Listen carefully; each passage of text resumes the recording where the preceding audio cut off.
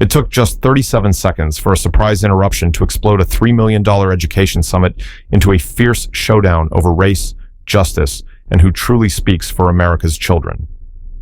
Michelle Obama, a 61-year-old black lawyer, stood ready to have Senator John Kennedy thrown out, until he revealed a story so powerful, it split the crowd in half. What did Kennedy say that turned an entire room and millions online against Michelle's fight for justice? The grand ballroom of the New York Marriott Marquis shimmered like a jewel box under 1,000 points of light. Crystal chandeliers hung high above, scattering brilliance across velvet drapes and polished marble floors. The air itself seemed electric, alive with the buzz of conversation and the faint clink of coffee cups. Nearly 1,000 people packed the room, their voices mingling into a hum that echoed off gilded ceilings. At the back, a crew from New York News 8 wrestled with tangled camera cables, nearly toppling a towering arrangement of lilies and white roses, drawing nervous laughter from nearby guests. Along the side walls, teachers gathered in tight circles, clutching notepads and nervously mouthing the first lines of speeches they might never get to give, while a pair of frantic event staffers, one in impossibly high heels, sprinted in and out of the service doors, waving espresso cups like white flags of surrender. One whispered hoarsely into her headset, "Table 12 wants decaf, and Table 17 is screaming for real cream," and her partner shot back, "Tell them this is New York. We don't do decaf." A burst of laughter rippled through the nearest rows. At precisely 11:02 a.m., a hush fell over the ballroom as a woman stepped into the glow of the stage lights. Michelle Obama, 61 years old, black, a former first lady and accomplished lawyer, stood tall and composed in a navy blazer tailored to perfection. Her presence radiated the quiet power of someone who had debated the toughest politicians and won. She scanned the sea of faces with a sharp, intelligent gaze, and after letting the suspense hang for a beat, she leaned into the microphone and quipped, "I told my staff I'd rather be at brunch right now, but apparently they think saving America's schools is more important than mimosas." The audience exploded with laughter, their tension dissolving in an instant. Even the tech crew at the back cracked smiles, wiping sweat from their foreheads as if grateful for a moment's reprieve. Michelle shifted effortlessly from humor to purpose, her voice deepening, gathering urgency as she began to speak about education equity. She painted vivid pictures of children in neglected school districts, sitting in broken desks, teachers working 2 jobs, and parents struggling to give their kids a fair start. Her words were precise, yet full of warmth, like a lawyer making the closing argument of her life, but also like a mother determined to protect every child in the room. As she spoke, a wave of emotion rippled through the audience, teachers in the front row nodding fiercely, activists wiping away tears, students holding up signs that read, "Fund Our Future." Cameras from MSNBC and local outlets zoomed in, capturing every inflection of Michelle's voice and every flicker of fire in her dark eyes as she declared, "Education is the foundation of opportunity. And for too many kids, especially black and brown kids, that promise remains heartbreakingly out of reach. We're here to change that." The room thundered with applause, and for a moment, it felt as though nothing could break the momentum of this gathering, as though Michelle's conviction alone could bend history. But then, from the shadows near the press risers, a single figure stepped forward almost casually, as if he'd wandered into the wrong hotel ballroom.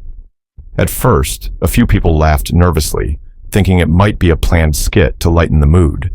But laughter quickly faded into stunned silence as the crowd recognized the man in the rumpled suit and trademark easy grin. Senator John Neely Kennedy, with his tousled hair and the soft drawl of Louisiana still clinging to every syllable, strolled into the central aisle like a man arriving at a neighbor's barbecue.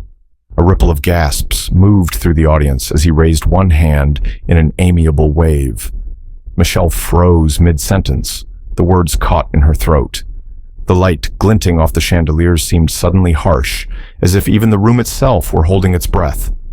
In that suspended moment, as hundreds of eyes darted back and forth between Michelle Obama and John Kennedy, the ballroom became the stage for a battle no one had planned, and no one could look away.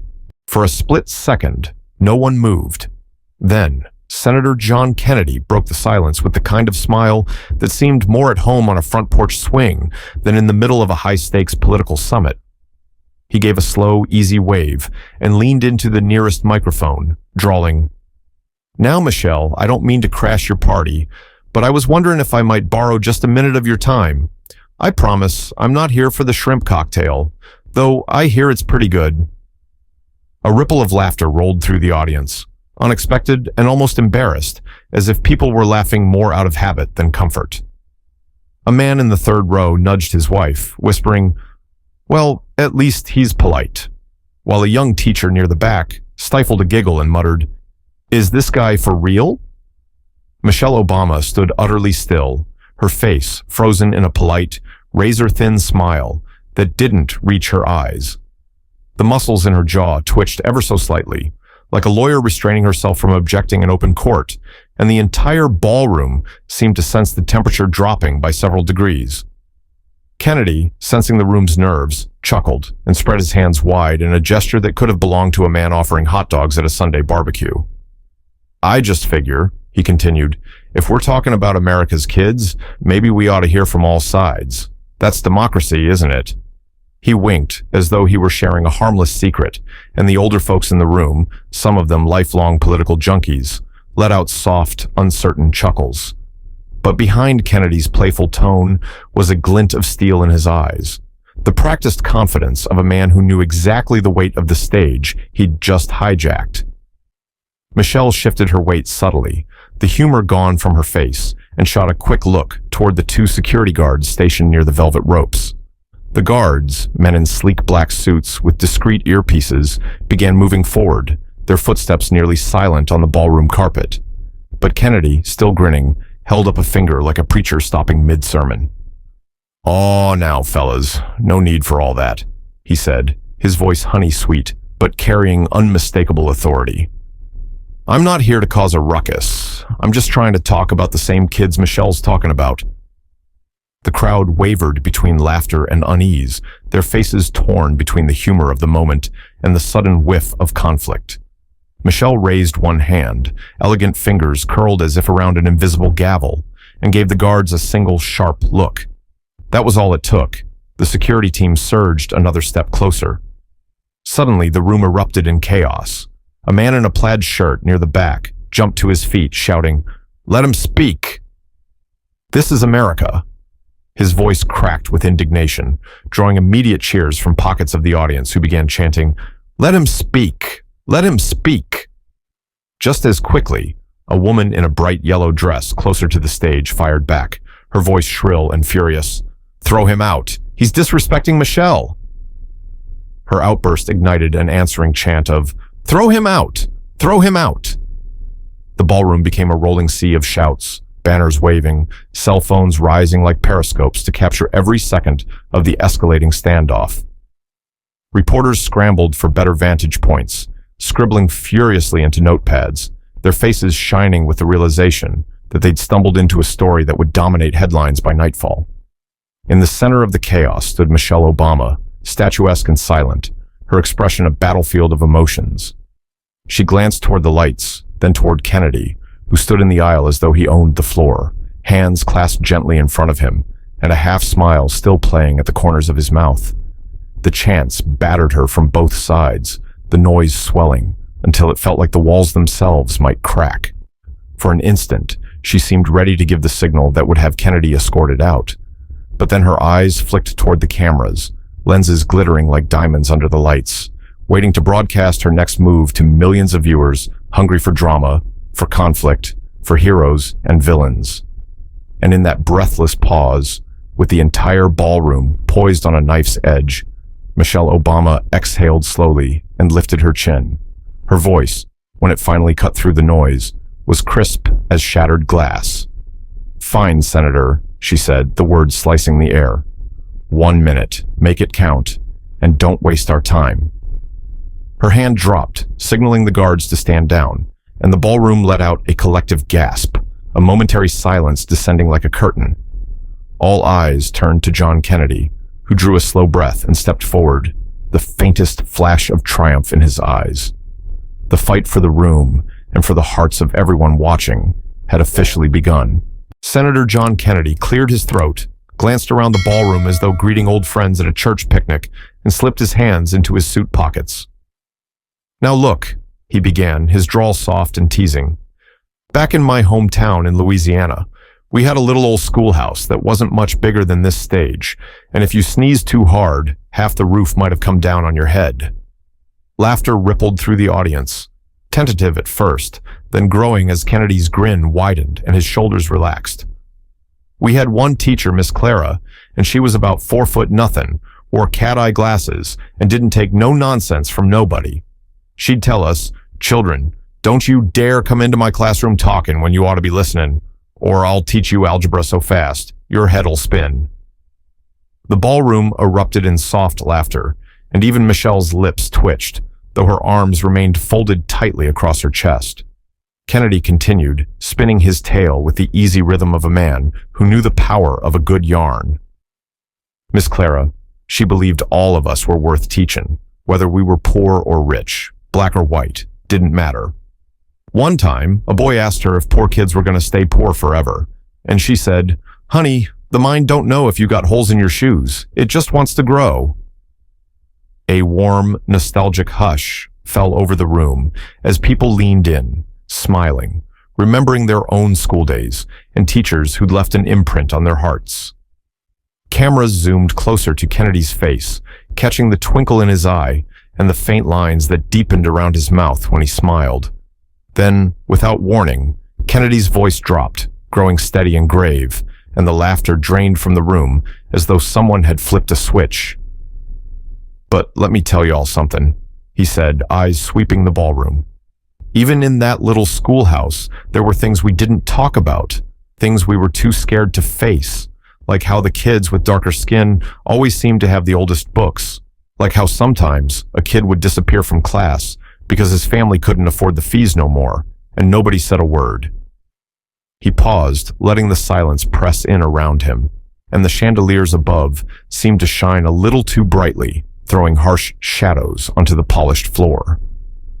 "We told ourselves we were all equal," he continued, "but deep down, we knew some folks had better chances than others, and that's not just the past. That's right here, right now."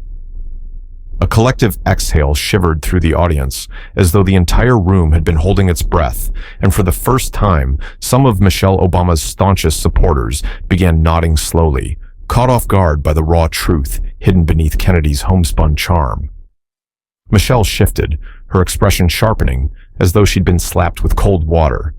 Kennedy pressed on, lowering his voice to a near whisper, drawing the room closer. "I'm not saying I've got all the answers," he said, "but if we're talking about fixing schools, I reckon folks deserve to hear every side of the story. Not just speeches and slogans, but real talk about how we bridge these gaps." His words lingered in the silence, drifting like smoke through the crowd, where people sat frozen, torn between loyalty and a growing realization that Kennedy was speaking a truth too familiar to ignore. Michelle's voice cut through the hush like a blade. "Stories are nice, Senator," she said, her tone crisp, her eyes locked onto Kennedy's with an intensity that dared him to look away. "But kids in underfunded schools don't need folksy memories. They need books. They need teachers who can afford to stay. They need real change, not just talk." Half the ballroom burst into fierce applause, signs waving high that read, "Equity now," chants rising like waves crashing on a shore. Yet even amid the cheers, pockets of the audience sat unmoving, faces conflicted, caught between the fire in Michelle's words and the quiet ache of Kennedy's memories. Kennedy remained perfectly still, nodding slowly, unfazed by the roar of support swelling around Michelle. "I hear you, Michelle," he said softly, leaning forward slightly as though trying to close an invisible gap between them.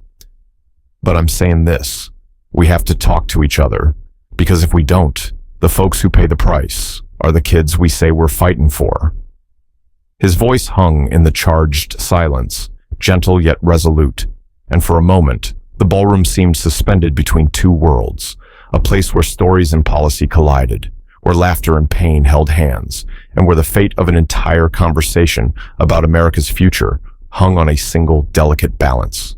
The ballroom, which had been a cathedral of tense silence only moments earlier, suddenly exploded into a frenzy of noise and movement.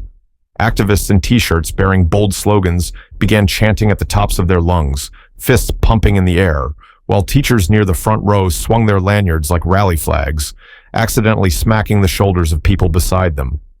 One older gentleman wearing a bow tie and thick glasses yelled, "Equity for all!" and promptly dropped his program, stooping to retrieve it as his glasses slid halfway down his nose. Meanwhile, a young journalist in a too-tight suit tried to rush forward for a better angle, tripped over a camera cable, and crashed into a table, sending a pyramid of water glasses toppling in a glittering cascade. The splash sent startled shrieks rippling through the crowd, while the activist beside him barked, "This ain't the circus, man." In the middle of the chaos, a woman in a purple blazer fanned herself dramatically and declared, "I came for the muffins, not this debate," drawing sharp laughter from those close enough to hear her. The energy in the room felt less like a policy summit and more like a political rally on the verge of boiling over, and everywhere, phones rose above heads like periscopes, red recording lights blinking like hundreds of tiny eyes. Through it all, Senator John Kennedy stood calmly in the aisle, one hand tucked into his pocket, the other gesturing gently as if guiding the room back under control. "Now, folks," he said, voice warm as sunshine, "I know I said 1 minute, but y'all know how it goes down south. Sometimes a story takes its own sweet time." The audience chuckled, some rolling their eyes affectionately, while others crossed their arms tighter, suspecting Kennedy of trying to hijack the summit. Yet, despite their misgivings, people kept listening as Kennedy's voice wove a spell around them. He slipped seamlessly from jokes about Miss Clara's fiery temper to more solemn reflections about kids who vanished from classrooms because their parents couldn't afford school fees. His eyes seemed to glisten as he spoke of friends he'd grown up with, boys whose names were forgotten because poverty erased them from the town's memory. The laughter softened into thoughtful silence, broken only by the sound of a phone buzzing in someone's purse and a quiet whisper from a man near the back. "This is going viral. You just know it." People kept recording, some holding their breath, instinctively aware they were witnessing a moment that would hit the internet like wildfire. Then, without warning, the room's fragile stillness shattered as Michelle Obama stepped forward, her heels clicking sharply against the stage floor. She snatched the microphone with a force that seemed to jolt the lights above, her face set in a mask of unwavering determination. Her voice, when it came, was powerful enough to slice through the buzzing cameras and murmurs. "We're not here for feel-good stories. We're here for justice." A hush fell over the room, as if a curtain had dropped between two worlds. Her eyes blazed with conviction, scanning the crowd as though daring anyone to challenge her. "Those children you're talking about, Senator, they're not characters in a story. They're real. They're sitting in freezing classrooms with broken heaters. They're learning from photocopied textbooks falling apart at the seams. They need more than talk. They need books, teachers, and real funding. And I'm not going to stand here and pretend that pretty words are enough." Her voice caught slightly, just for a second, betraying a tremor of deep emotion beneath the steel. A wave of cheers rolled toward her from the front rows, supporters leaping to their feet, pumping fists and shouting her name in rhythmic chants. "Michelle! Michelle! Michelle!" Their voices grew louder, pressing Kennedy's folksy calm into the background. But even as Michelle's supporters roared, the crowd remained visibly fractured, clusters of people glancing at each other with conflicted expressions, torn between the raw urgency in Michelle's words and the gentle humanity in Kennedy's stories. And amid it all, cameras continued to record every second, journalists hammering away at keyboards, and the ballroom pulsed with the sense that history was unfolding in real time, leaving no certainty about whose vision would win the day. The moment Michelle's voice fell silent, the ballroom seemed to shudder with a new kind of energy, an invisible tremor, rippling outward, destined to shake the world far beyond those glittering chandeliers. Even before the last echoes of the crowd's chants faded, journalists were already sprinting toward the back of the room, like sprinters off the starting blocks. One woman nearly tripping over her own tote bag as she shrieked into her phone, "Get me Wi-Fi, now!" A bearded man in a checkered shirt practically hurled himself over a table to reach a wall outlet, frantically typing with one hand while waving away a startled waiter with the other. Nearby, a young blogger with a giant ring light dangling from her backpack screamed, "Upload it first or it doesn't count!" sending up a peal of disbelieving laughter from a teacher who muttered, "I thought this was an education summit, not TMZ." The chaos was comedic in its sheer intensity, with the ballroom transformed into a newsroom on steroids. And amid the bedlam, glowing screens were everywhere, playing the same clips on endless loop, snippets of Kennedy's honeyed drawl side by side with Michelle's blazing conviction. As the minutes ticked by, the internet began to split like tectonic plates under strain, sending shockwaves across social media. Two viral clips roared to life, battling each other for supremacy in feeds, hashtags, and headlines. One was Kennedy's gentle, disarming tale of Miss Clara, the tiny teacher in the one-room schoolhouse who believed every child deserved to learn, delivered with that syrupy southern humor that seemed to slip past people's defenses. The other was Michelle's fiery, uncompromising plea for real resources for America's forgotten classrooms, her voice trembling with emotion as she painted vivid pictures of cracked ceilings, ancient textbooks, and kids left behind. The clips were barely 60 seconds each, yet they unleashed a storm that felt larger than the summit itself. Comment sections lit up like brush fires, some people proclaiming, "Kennedy's the voice of reason. He's the only one talking about unity." While others fired back with, "Michelle's the only one with a plan. Stories don't fix broken schools." TikTok videos spliced Kennedy's folksy lines with dramatic violin music, while others paired Michelle's voice with pounding beats and glowing captions that shouted, "Justice can't wait." The online world turned into a digital war zone, with memes multiplying by the second, one of them featuring a wrestling ring poster that screamed, "Kennedy versus Michelle. Who you got?" as if the fate of America's children depended on who won the viral showdown. Backstage, the frenzy showed no sign of letting up. Michelle's aide, Danielle, paced in a small office crowded with laptops, discarded coffee cups, and half-eaten pastries. Her eyes were fixed on her phone as she scrolled through an avalanche of notifications, her voice trembling as she said, "They're calling Kennedy a hero. People are saying he stole the summit." Michelle sat calmly at a folding table, the overhead lights catching the sheen of sweat at her temples, though her eyes remained sharp and unwavering. She leaned back slightly, folding her arms as though bracing for a fresh storm. "He shifted the room," she admitted, her voice low and reflective. "But I'm not here for buzz. I'm here for the kids. And buzz fades. The kids don't." Danielle's eyes brimmed with both worry and admiration as she stared at Michelle, while outside the door, the roar of the divided ballroom still echoed faintly, like distant thunder. And though Michelle knew Kennedy had seized a piece of the spotlight, her posture, her tone, and the steady fire in her eyes made it clear. This fight was far from over. Senator John Kennedy stood in the aisle for a long moment after Michelle's fiery words, a faint smile lingering at the edges of his lips, as though he were weighing whether to push further or bow out gracefully.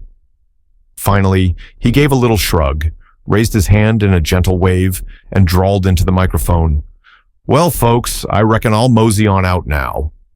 Y'all try not to throw me out next time. My mama raised me to leave the party before I wear out my welcome."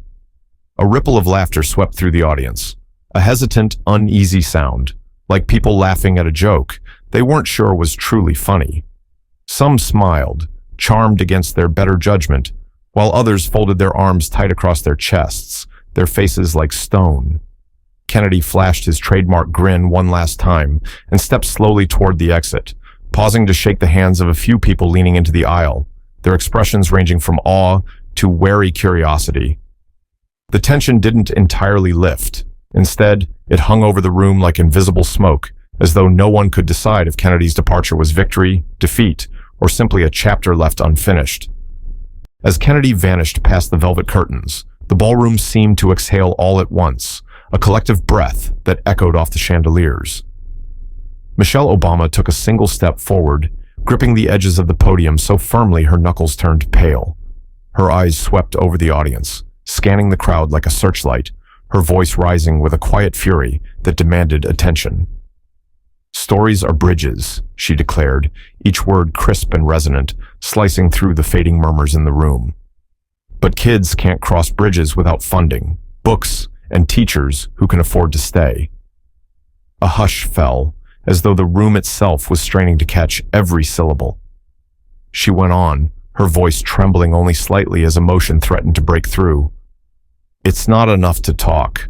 Talking won't fix broken heaters in classrooms or pay teachers so they don't leave for jobs that can feed their own kids. I will not stand here and trade stories while children wait for justice that never comes. The last words rang out like a gavel striking wood, and for an instant, the entire ballroom felt small under the weight of her conviction. A roar of applause erupted from Michelle's loyal supporters, so loud that the stage lights seemed to shimmer under the vibrations. Signs reading "Equity Now" shot up again, and chants of "Michelle! Michelle!" rippled from the front rows, echoing back from the marble walls. Teachers wiped tears from their eyes, fists raised high. Yet even in the face of the thunderous ovation, the room felt irreversibly changed. Conversations broke out in pockets among the crowd as people leaned closer to one another, voices lowered to cautious murmurs. A teacher in a gray cardigan whispered to the colleague beside her, "He's right about talking. We've got to listen if we're ever going to fix this." But the other woman shook her head firmly, eyes blazing. "But she's right about action. Talk is cheap when kids are hungry." All around them, similar exchanges buzzed through the crowd, fragments of a debate that had moved beyond the ballroom into the hearts and minds of everyone present. The summit that had begun as a rallying cry for education had become something far larger, a living, breathing symbol of a nation grappling with how to fight for justice, while still finding ways to speak across chasms of difference. Reporters continued hammering on keyboards, journalists filmed final shots for their segments, and security staff shifted restlessly at the edges of the stage.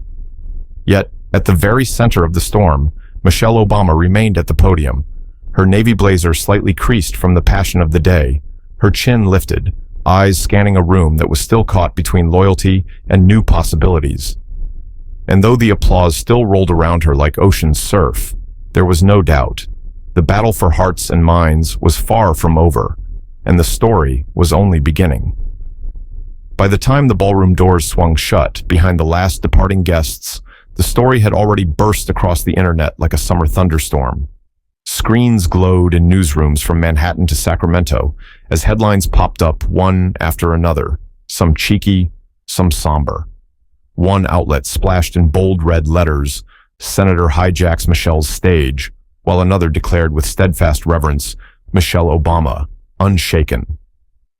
Over on social media, the comedic chaos found new life as TikTok creators worked at lightning speed, remixing Kennedy's soft Louisiana drawl into catchy sound bites layered over dramatic orchestral swells.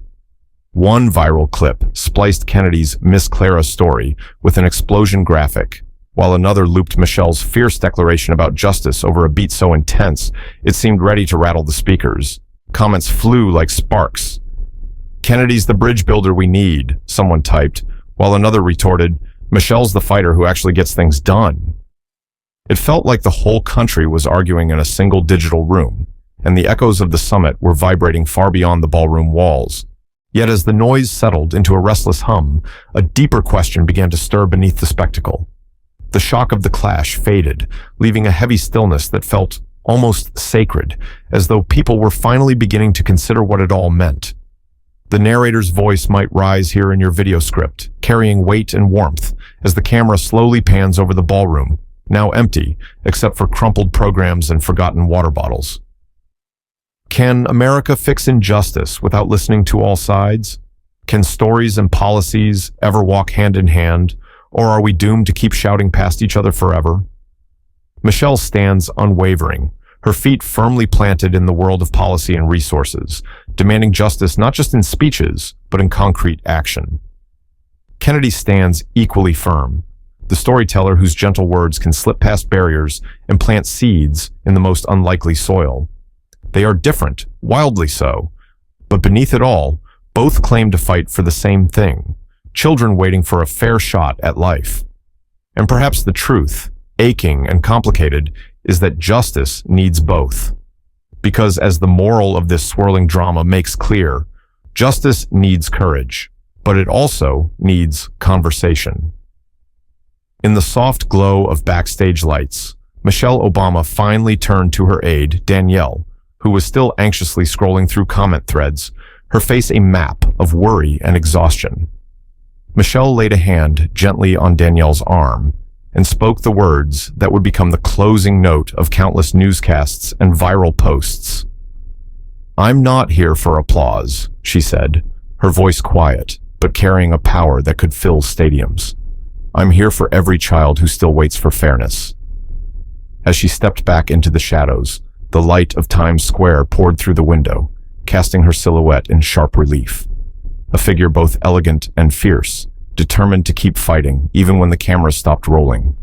And as the scene faded, the echoes of her words lingered like a drumbeat in the hearts of those who had watched it unfold, a reminder that the fight for justice is never truly over.